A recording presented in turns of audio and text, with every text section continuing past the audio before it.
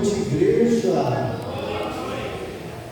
Eu não sei vocês, mas eu ainda estou respirando os ares da Semana Santa. Foi tão gostoso, né? Foi tão bom. Nós podemos sentir a presença, né, de Deus aqui a cada dia da semana. Tivemos aquele lindo batismo para coroar a semana. E hoje estamos comemorando o que? Vocês lembram? A Páscoa. Durante a semana, a nossa cruz, vocês lembram que ela estava aqui com um manto vermelho? Mas hoje, o manto não é mais vermelho. Porque hoje nós colocamos aqui na nossa cruz esse manto branco. Vocês sabem? Porque Jesus ressuscitou e venceu o quê? A morte. Amém. Glória a Deus por isso. E hoje, o mundo cristão, né, a gente não sabe bem essas datas.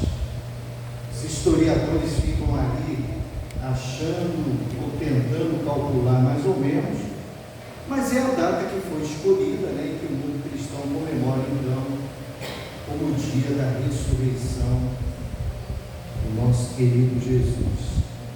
E porque ele vive, podemos crer no quê? No amanhã. Temos até um hino, né? Porque ele vive, posso crer no amanhã. Louvado seja Deus. Queridos, bem-vindos ao Domingo de Esperança, ou Domingos de Esperança. Nós vamos estar aqui durante 9 domingos, estudando temas que têm a ver com escatologia. Que nome difícil, né? Escatologia. Você sabe o que significa escatologia? Os últimos eventos, ou eventos do tempo do fim. Os teólogos gostam desses nomes difíceis, né? Aí pegou eventos finais e botou lá, escatologia. Mas é isso, escatologia são os eventos do tempo do fim. E é o que nós vamos estar estudando na vida. Já vai projetando aí, por favor, para a gente. Vai falar da presença? O nosso PowerPoint. Vai falar da presença? Detalhe importante: serão 9 domingos. No final, nós vamos fazer uma linda festa aqui na igreja de formatura. Olha que coisa legal. Você vai levar um diploma, um certificado, assinado pelo seu pastor. Vai poder botar lá na parede e vai poder dizer assim: eu entendo de escatologia. Vocês estão pensando o quê? Que eu não entendo de escatologia? Olha lá meu diploma. Eventos finais. Então você está lá com o seu diploma. E Ciro, o que eu preciso para ganhar meu diploma? Meu certificado. Você vai precisar, pelo menos, estar conosco 6 domingos no mínimo. A gente é bonzinho, né? A gente é misericordioso, porque a gente entende que às vezes pode ter uma intercorrência ou outra, pode ser que você não consiga vir, mas assim, se você conseguir chegar aqui, estar presente pelo menos 6 domingos, você vai ganhar o seu certificado do curso Contagem Regressiva. Cadê o PowerPoint, rapaz? Vai com calma então aí que esse PowerPoint vai abrir. O que significa contagem regressiva? Vocês já viram um foguete quando vai para a Lua? E aí o pessoal começa a contar lá: 10, 9, 8, 7, já viu isso? 6, aí vai gerando aquela expectativa: 5, 4, 3, 2, 1 e vai embora. Lá vai o foguete. A contagem regressiva, ela significa significa que algo muito importante está para acontecer. Vocês sabiam que a Bíblia fala que tem algo muito importante que está para acontecer? Sabiam disso? E que algo importante é esse? A volta de Jesus. Quer ajuda aí, Davi? Está muito difícil? Vou cantar. Pega aí só um minutinho então, gente. Quer que eu vou cantando? Cantar com a igreja?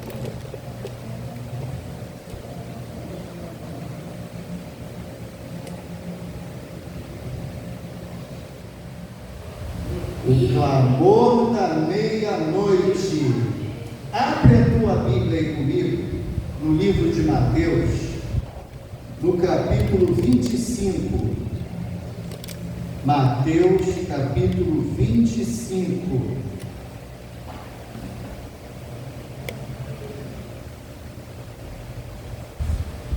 Ira, desliga esse ventilador aí, por gentileza, senão está voando tudo aqui. Por favor, obrigado. Senta aqui, ó, para você não ficar no calor.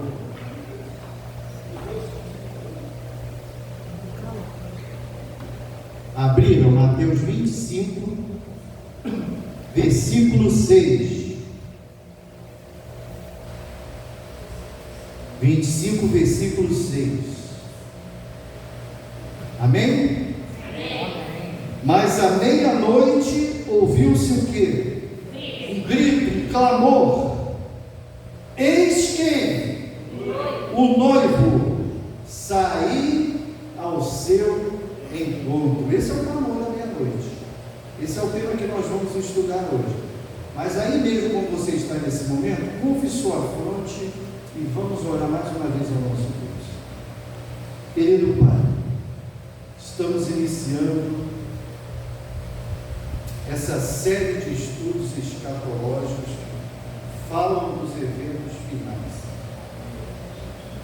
Hoje vamos estudar sobre o clamor da meia-noite e a importância do nosso preparo para recebermos o Senhor Jesus. Ajuda-nos, Senhor, a internalizarmos esse tema, para que possamos fazer o preparo necessário, para que naquele glorioso dia, nenhum de nós venha a ser pego de surpresa, mas para que todos possam estar preparados. Amém. Em nome de Jesus oramos. Amém. Próximo slide. Deus clama, porque o tempo é o quê? Sério. Antes da volta de Jesus, a Bíblia afirma que haverá uma intensificação da pregação do Evangelho. Mateus 24:14 diz o seguinte: e será pregado esse Evangelho do reino a todo mundo, então virá o quê? O fim. Esse chamado não surge do nada, ele nasce do fato de que estamos vivendo as horas finais desse mundo. A contagem regressiva não é um grito de pânico. Esse clamor aqui não é um grito de pânico, mas um convite de misericórdia. Amém? Amém. Deus está nos convidando, está gritando, tentando nos despertar. Acordem, o noivo está vindo. Próximo slide, por favor. Ali.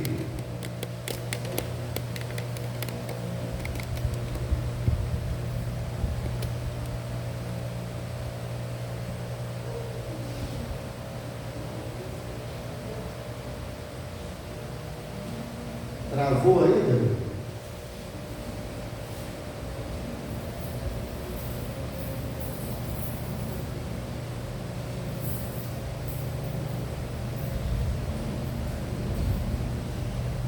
Deixa eu dar uma olhadinha ali de novo, gente. Tá, deixa eu segurar. De 35 a 37, que esse chamado não é o quê? Genérico, é um apelo pessoal para mim e para você. Para quê? Vigiar, despertar e estar o quê? Preparado. Lá em Marcos 13, nós encontramos a parábola da figueira, lembra? E ali é uma exortação à vigilância. Jesus diz: vigiai, pois não sabeis a hora que virá o dono da casa. Próximo slide. Amém. Agora está passando. Quando Deus clama, não é para quê, gente? Assustar, mas Ele clama para quê? Para salvar. Vocês já viram que profecia assusta mais do que alegra? Verdade ou mentira? Quando você fala, pronto, não precisa nem falar o que está lá, as pessoas já ficam o quê? Assustadas. Mas Daniel, Apocalipse, o clamor de Deus não é para nos assustar, mas é o quê? Para nos salvar.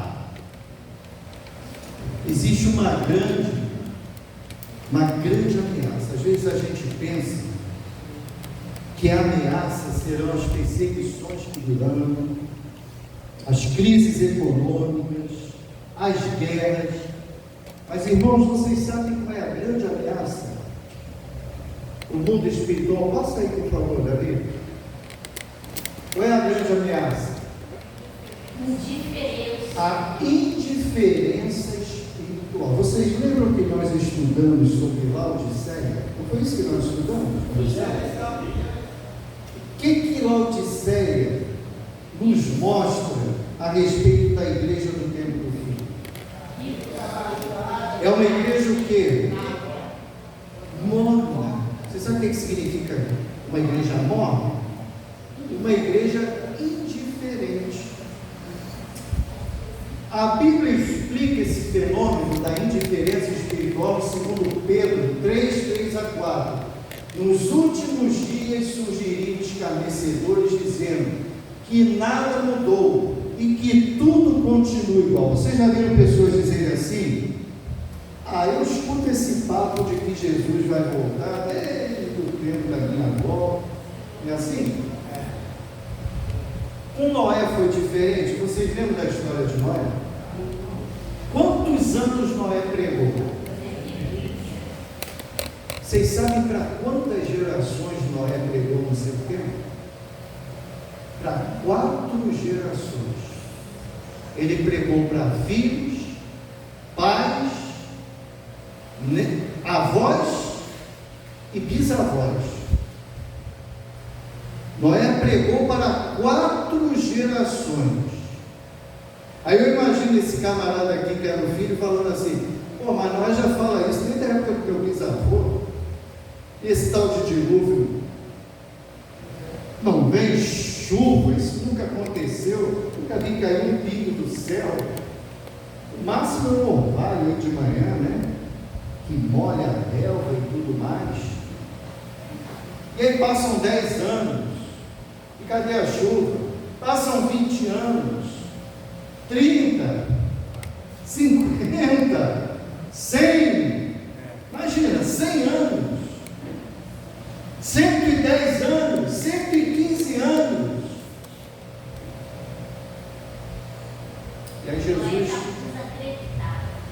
E aí Jesus, quando ele fala da volta dele, ele cita esse tempo de Noé.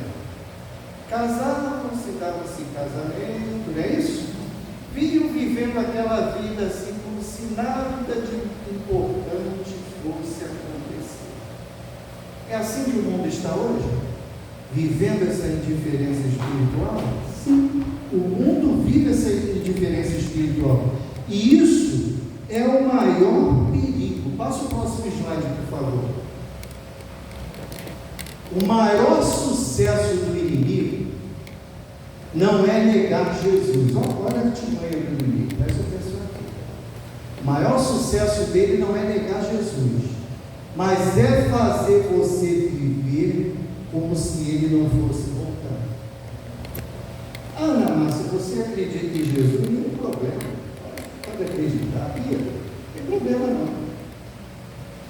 Marcela, sem problema, pode acreditar em Jesus. Desde que você não se preocupe muito que ele está voltando, esse tipo de coisa. Desde que você esteja indiferente para isso. Sabe por quê, gente? A indiferença, ela tira de nós a expectativa. E quando você não tem a expectativa de algo, você não se prepara. Vou dar um exemplo para vocês. Irmã Marisa, digamos que o nosso pastor, diga assim para a irmã: próximo domingo à tarde eu vou lá na sua casa te visitar. O que isso gerou na irmã Marisa? Uma expectativa. E agora que ela sabe que domingo à tarde o pastor vai visitar ela, o que ela vai fazer, gente? Não, é de limão. De limão, Então vamos lá, uma de maçã e uma de limão. Eu penso que a toalha de mesa vai ser uma toalha caprichada. Vai ter um suco lá daquele, da fruta, gostoso. Mas aí chegou o domingo, o pastor não apareceu. Aí o pastor liga e fala assim: irmã, aconteceu isso não deu para ir. Mas domingo que vem eu estou aí de novo. E aí? A irmã fala: tudo bem, o pastor não veio, porque teve um problema assim. Lá vai a irmã, se prepara toda de novo. Pastor apareceu? Não apareceu. Aí ele liga de novo, o problema. Terceiro domingo, a irmã se prepara toda e o pastor não aparece de novo. Quando ele disser que vai voltar no quarto domingo? Ela não vai se preparar. Nem torta de maçã, igual um copo d'água e quente ainda. Se aparecer, vocês percebem? Quando não há expectativa, não há preparo. Então, se eu não tenho nenhuma expectativa quanto à volta de Jesus, eu vou me preparar para quê? Percebe? Então, Satanás, uma das maiores armas de Satanás é tentar tirar de nós a expectativa da volta de Jesus. Ele sabe que se ele conseguir tirar isso de mim, de você, o nosso preparo, Próximo slide, por favor, Davi. Jesus tem uma alerta divina. Não ser surpreendido pelo quê? Pelo dia do Senhor. Lá em 1 Tessalonicenses 5, 3 a 6, Paulo afirma que o mundo caminhará de uma falsa sensação de paz para uma súbita o quê? Instabilidade. E Jesus tem uma alerta ali. Ele diz assim: se prepare para que você não seja surpreendido como que um ladrão que invade a sua casa e você não está esperando.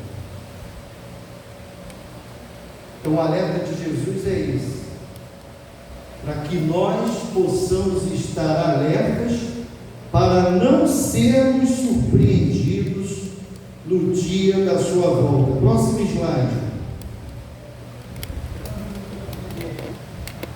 Jesus não quer chegar de surpresa. Gente, Jesus não é,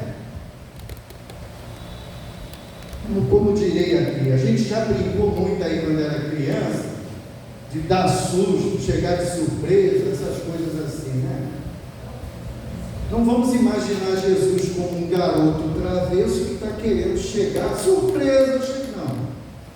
Jesus não quer chegar de surpresa, ele quer chegar para quem?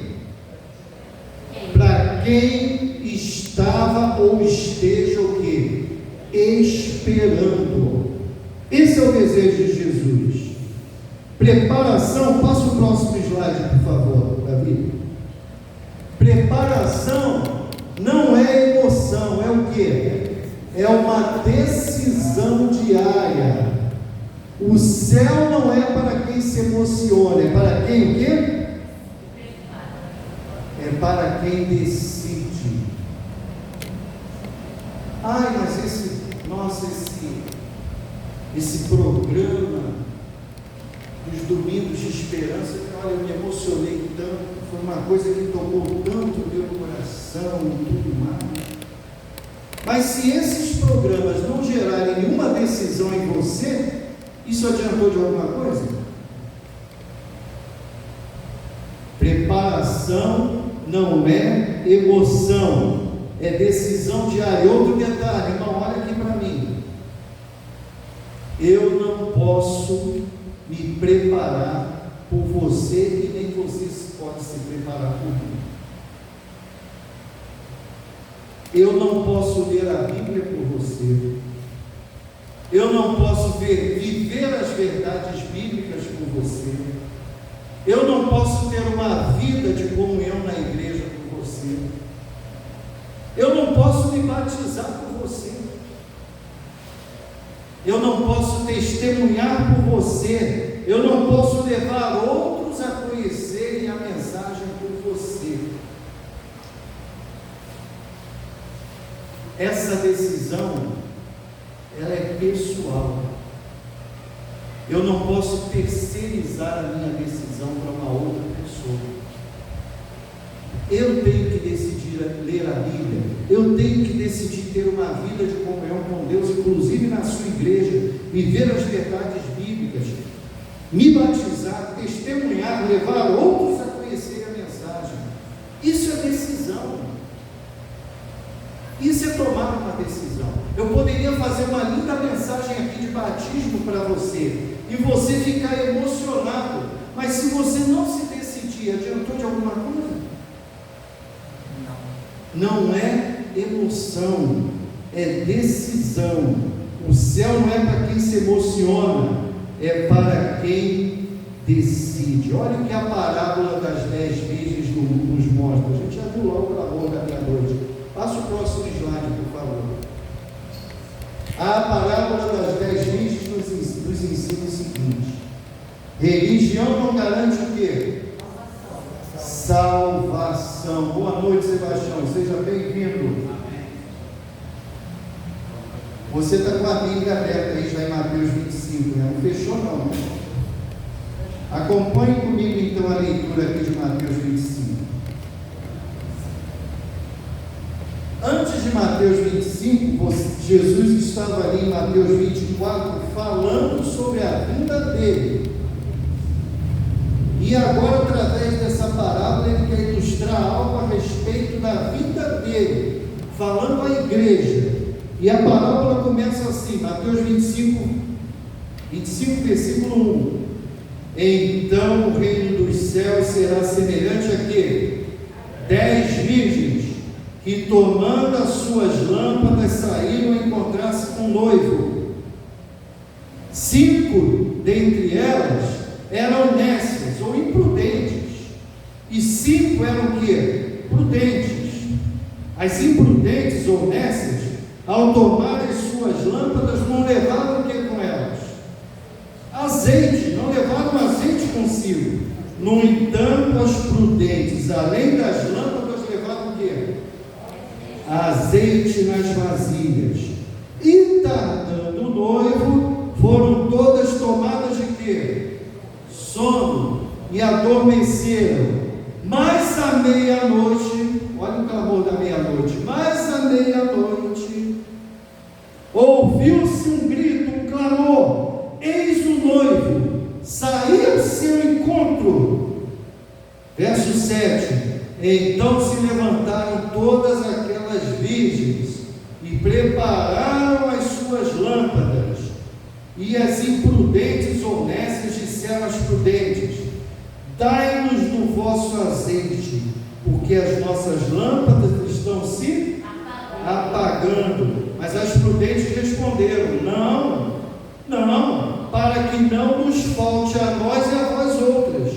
E diante aos que o vendem e E saindo elas para comprar, chegou quem? O noivo. E as que estavam apercebidas, as prudentes, entraram com ele para as bodas. E o que aconteceu?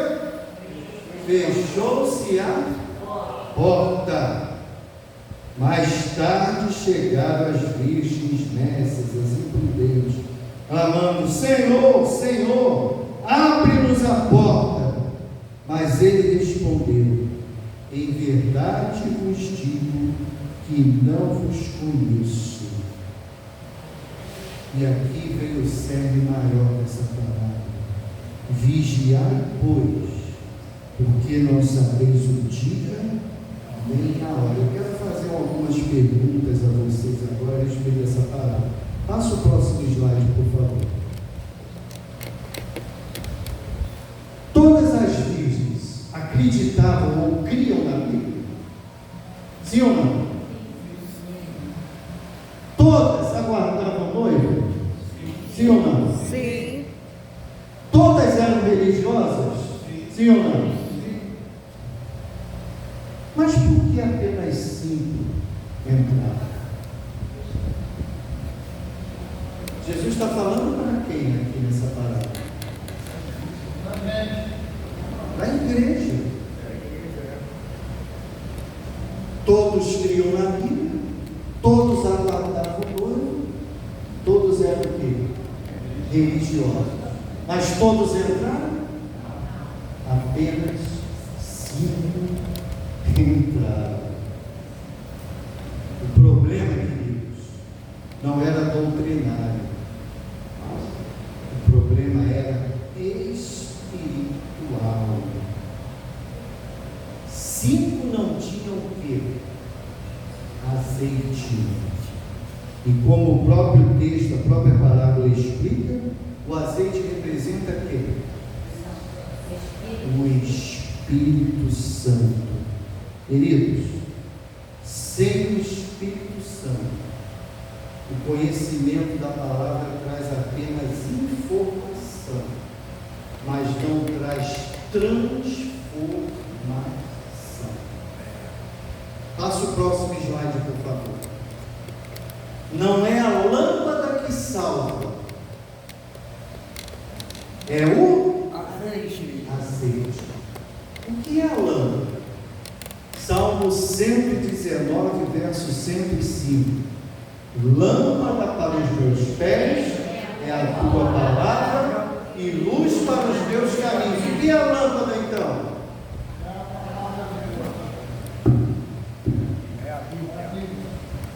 E o que é o azeite? Espírito Santo. A palavra informa, mas é o Espírito que transforma.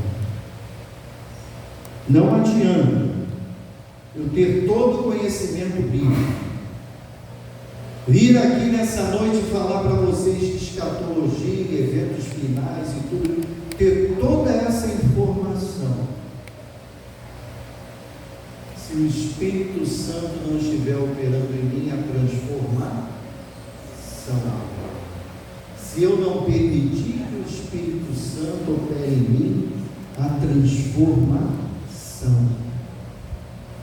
5 tinham a palavra e tinham o Espírito transformando as suas vidas, mas 5 só tinham o quê? A palavra. E na hora que o noivo surgiu, o que esse grupo fez? Procurou terceirizar, né? Me dá aí o teu azeite para mim, que eu não tenho azeite. Queridos, nós amamos muito nossos maridos, nossas esposas, nossos filhos, nossos familiares, nossos irmãos de igreja, mas a salvação é individual. Eu não tenho como terceirizar isso para você e você não tem como terceirizar isso para mim. Eu não tenho como passar a minha porção do Espírito para você, assim como você não tem como passar a porção do Espírito que você tem para mim. Cada um de nós deve buscar diariamente a porção diária do Espírito. É isso que a palavra está dizendo.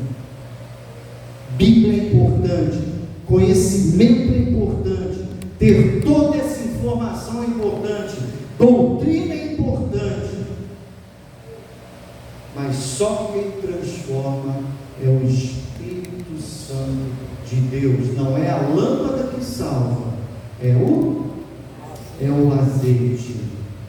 Passa o próximo slide, por favor.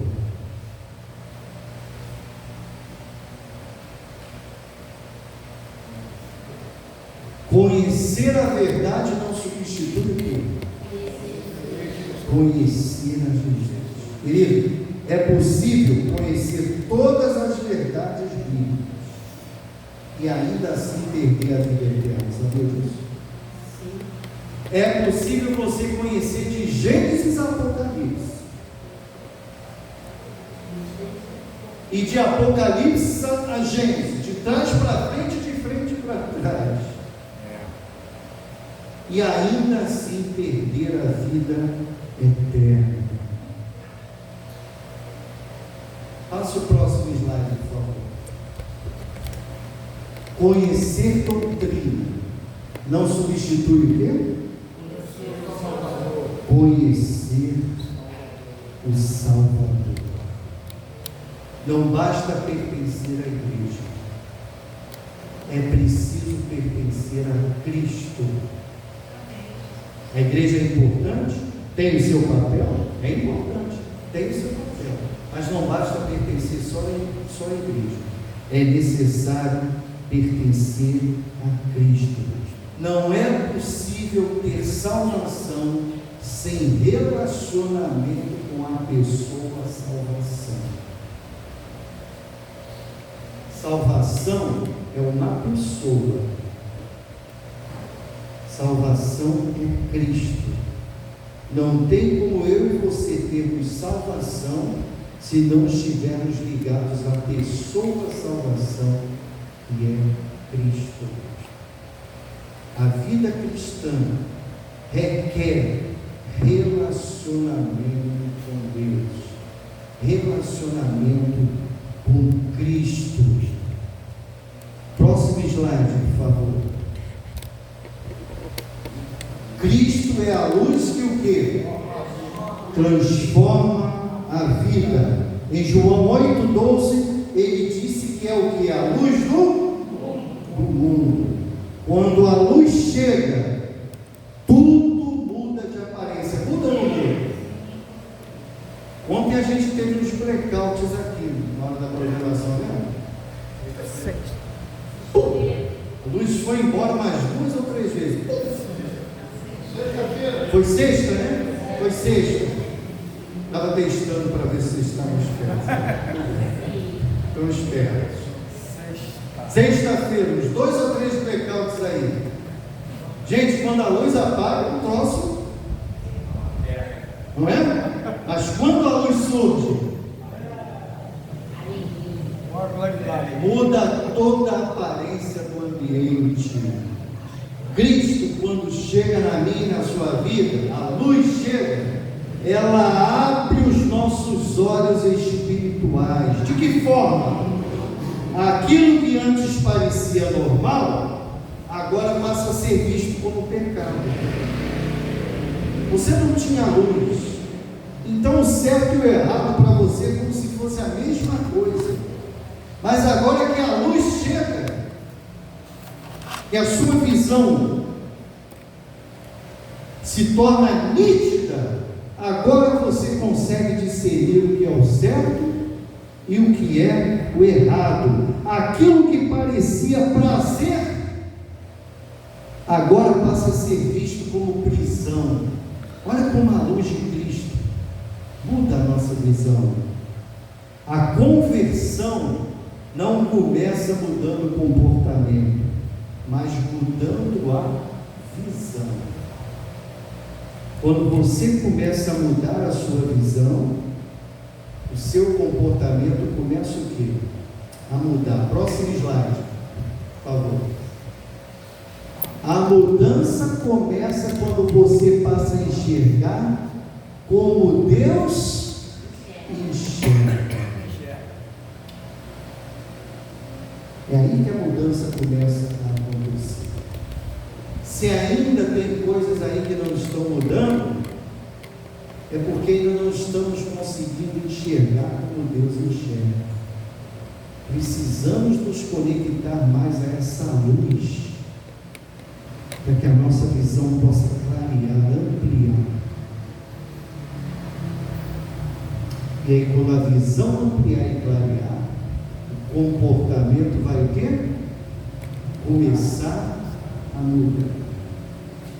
Às vezes a gente conhece pessoas há anos e parece que nada muda, não é? Você já conheceu pessoas assim?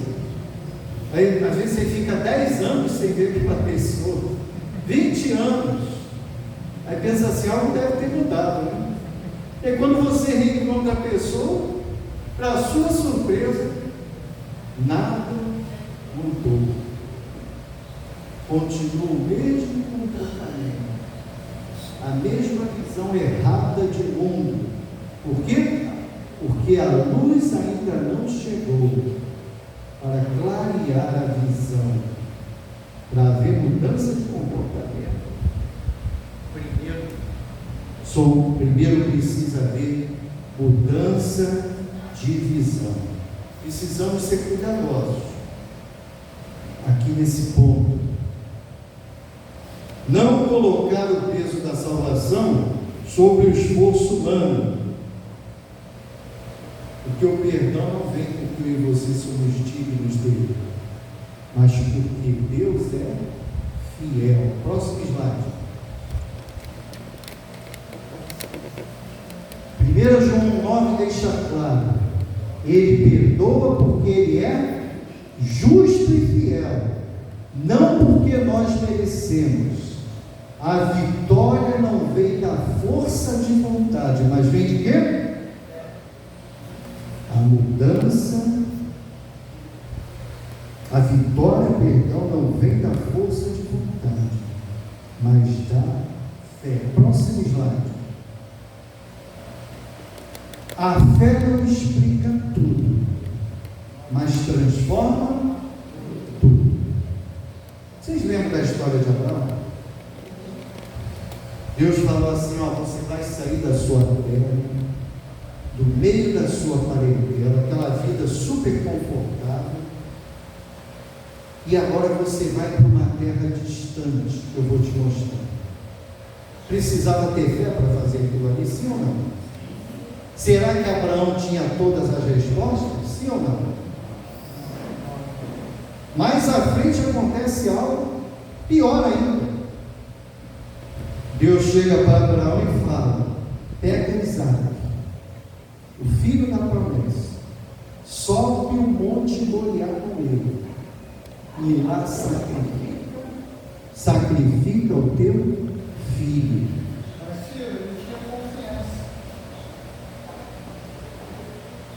Difícil, não? Você tem respostas para dar no momento desse? A fé não explica tudo, mas a fé transforma tudo. Por Abraão crer, Abraão teve a sua vida transformada. O Evangelho não é tentar mais. O Evangelho não é tentar mais. O Evangelho é confiar mais. Próximo slide, por favor.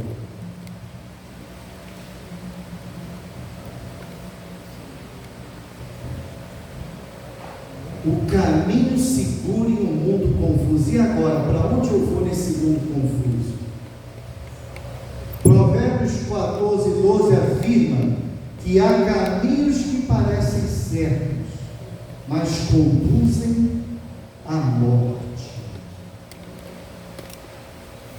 Em João 14:6, Jesus disse assim: eu sou o caminho, a verdade e o quê? E a vida. Eu sou o caminho. Qual é o caminho seguro então? Jesus.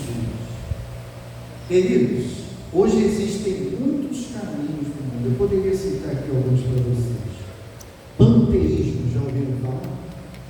Deísmo, ateísmo, agnosticismo. Ciro, que coisa é essa aí? Panteísmo, sabe o que o panteísmo crê?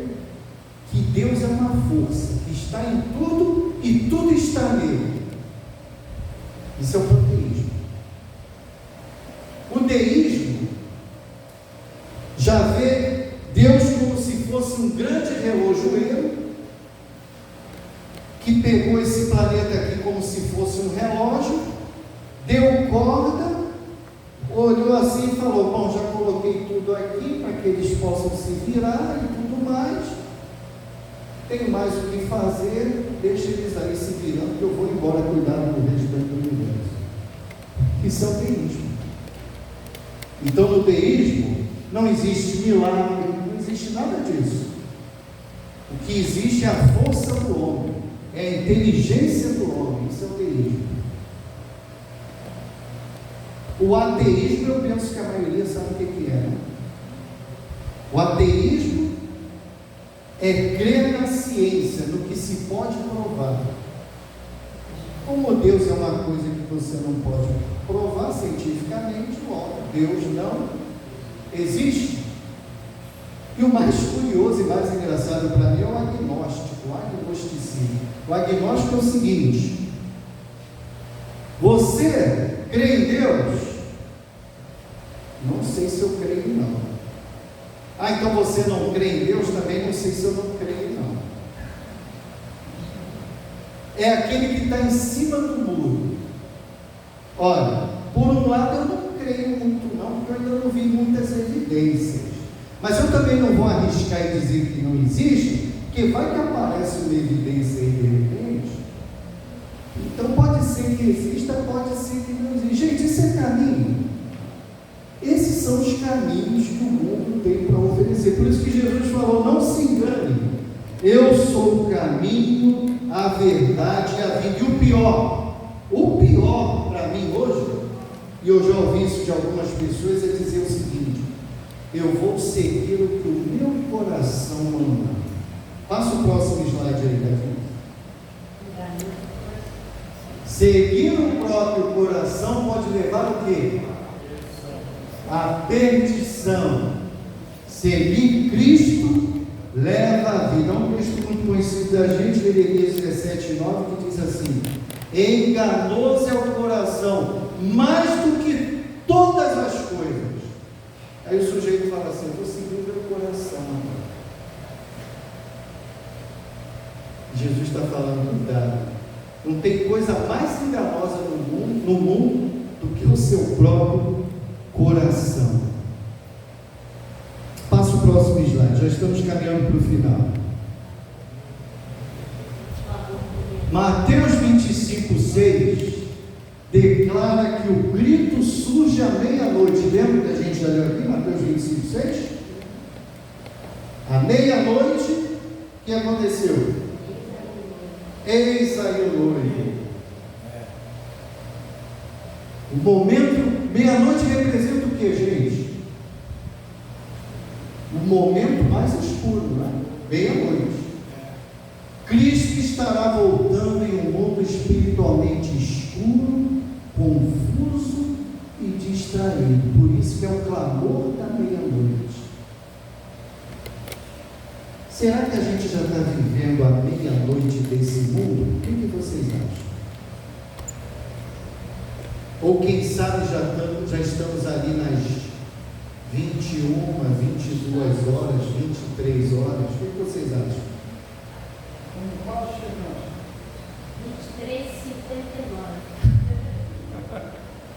11h59 da noite, 23h59. Gente, guerra, fome, violência, desamor. Já estamos vivendo no momento mais escuro da história dessa terra. Por isso que Jesus está clamando: eis o noivo. Eis o noivo. Caiu. O papel caiu.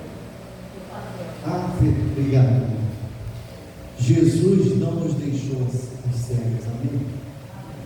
Em Mateus 24, depois você pode ir em casa, inúmeros sinais são descritos ali da sua vinda. Quase todos esses sinais já estão o quê? Se cumprindo. Queridos, não falta informação, falta. O que está faltando então, muitas vezes? Vigilância, decisão. Dormir espiritualmente é perder o voo.